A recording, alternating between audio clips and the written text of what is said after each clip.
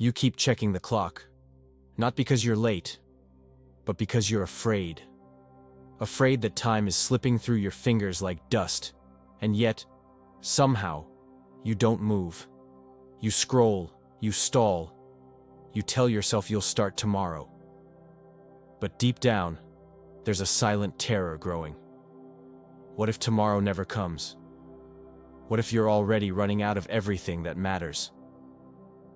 It is not that we have a short time to live, but that we waste a lot of it. Seneca's words aren't just ancient philosophy, they're a mirror. A brutal, unblinking mirror held up to the part of you that knows you've been drifting, lost in the illusion that time is infinite, that life will eventually begin, when the conditions are right, when you feel more ready, when things finally slow down. But the truth is, this is it.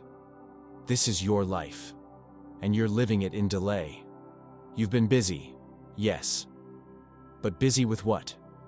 Swiping, scrolling, numbing, pretending, trying to avoid the aching silence that screams when you're alone.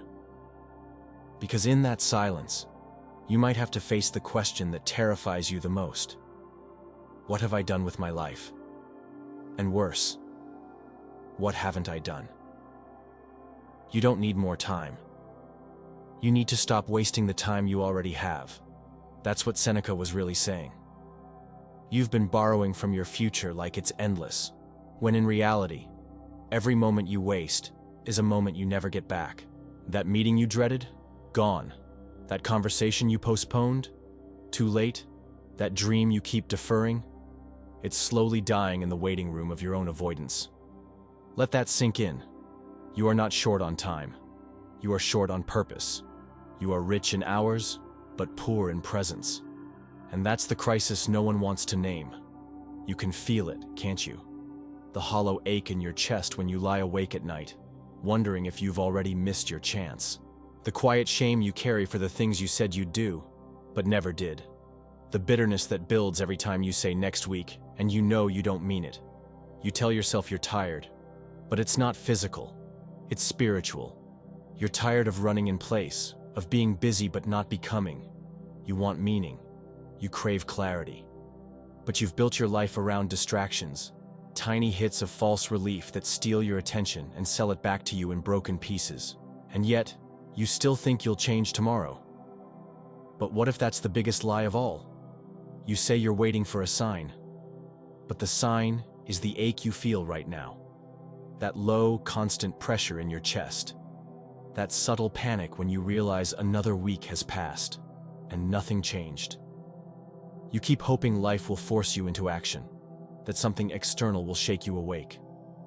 But life isn't your alarm clock, it's your mirror. It's reflecting everything you're avoiding. Every minute you spend disconnected from your purpose is a silent agreement. I'll settle for less than I was born for. Do you feel that too? That silent dread that maybe this dull routine, this numb comfort, this safe but suffocating existence is all there will be. You're not alone. I feel it. Many do. The haunting sense that time is moving, and we're not. That somewhere deep within us, there's a voice screaming, there's more. There has to be more. But you silence it. Every time you choose what's easy instead of what's necessary. Every time you distract instead of decide. Every time you live like life owes you something, rather than realizing it's been offering everything, and you've been looking away. Seneca knew this. He didn't say life is short. He said we waste it. Think about that. Think about how often you've thrown away hours on people who never saw you, on habits that broke you instead of building you, on thoughts that spiraled but never evolved. How much of your life has been spent surviving rather than living? You wake up, you go through the motions, you perform, and inside, you're starving. Not for food, not for pleasure, but for depth, for meaning, for the kind of aliveness that doesn't come from more noise, but from brutal, honest silence. The silence that demands you ask, am I living on purpose or just existing out of habit? The tragic truth is, we've built our world to help us forget what matters. We measure worth in productivity. We worship speed and novelty. We treat stillness like a threat. But when you're always racing, you don't have time to ask where you're going. And maybe that's the point. Maybe you've been afraid of the answer. Because to really live would mean changing. It would mean cutting away the versions of yourself that make you small. It would mean facing the truth, that comfort has become your prison, that you've learned how to look alive, without ever really being it. But here's the gift hidden in this discomfort: awareness. The pain you feel right now, it's not punishment, it's a signal. A wake-up call from the part of you that still remembers what you were made for. You don't need more inspiration. You need to stop running. Stop waiting for the perfect time. The perfect time is a myth, a trap, a story you tell yourself so you don't have to face the cost of staying the same. Look around. Time is already passing. It always was. The question is, will you finally start using it, or keep letting it use you? You've probably told yourself, I'll start tomorrow. But how many tomorrows have you buried beneath excuses disguised as logic? You say you're too tired, too busy, too uncertain. But what you really are is afraid of the weight that comes with responsibility. Because once you admit that your time is yours, you can no longer blame the world for wasting it. That's the brutal clarity Seneca offered. We are not at war with a short life. We are at war with our own negligence. You have been given enough. Enough years, enough breath, enough chances. And still, you hesitate. You hold back your fire. You dilute your truth. You pretend there will be more time later. But later is a gamble. All you have is now, and every not yet becomes a quiet burial of your potential. You don't realize it, but you're bargaining with your soul, trading your most sacred hours for cheap comfort, for scrolling, numbing, pretending. And what does it give you? A momentary distraction, a brief silence from the noise in your head. You already know it doesn't last. That's why you keep chasing more of it. But what if you stopped? What if, for once, you let the discomfort sit with you? What if you didn't run? What if you faced the terrifying, liberating truth that your life is not something happening to you, but something you are creating every single moment? That would change everything, because the second you see time as sacred, you begin to treat yourself as sacred too. You no longer allow the mediocre to rule your days. You stop surrounding yourself with people who waste their breath on complaints and gossip. You stop waking up without intention. You stop saying yes when your soul is screaming no. You begin to ask, what is worth my limited hours? And that one question will burn through all your illusions. The truth is, you won't always feel motivated. You won't always feel ready. But the clock doesn't care about your feelings. It doesn't stop for your doubts. It ticks, and it takes, quietly, relentlessly. And every tick is a chance you'll never get back. You keep waiting for a moment that feels right.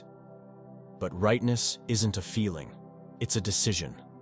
A decision to act before you're perfect, to speak before you're fully certain, to live before you've figured it all out. Because the more you wait for clarity, the more life slips through your fingers. If you're still breathing, you still have time. But don't confuse that with permission to waste more of it. Time is not infinite. You are not infinite. And the world doesn't owe you a second more than what you already have. So what are you doing with it? And more importantly, what are you becoming with it?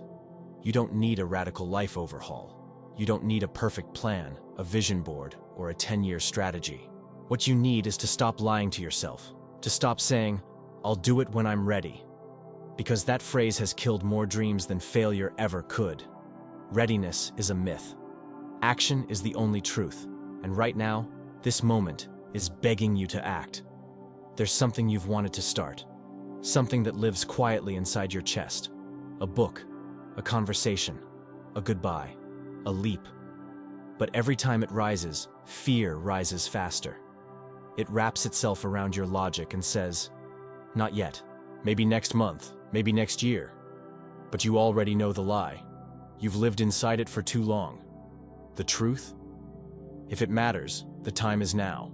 Because waiting is not preparation, it's self-betrayal.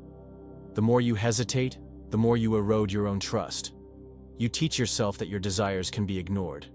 You tell your soul it's not urgent, and after enough silencing, it goes quiet altogether.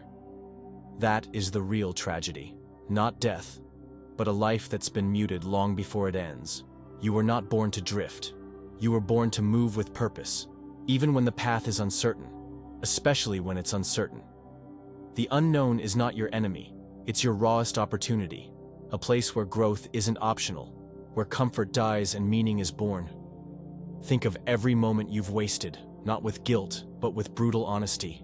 The endless hours you traded for nothing, the dreams you shelved, the years you spent pleasing others while your own fire dimmed.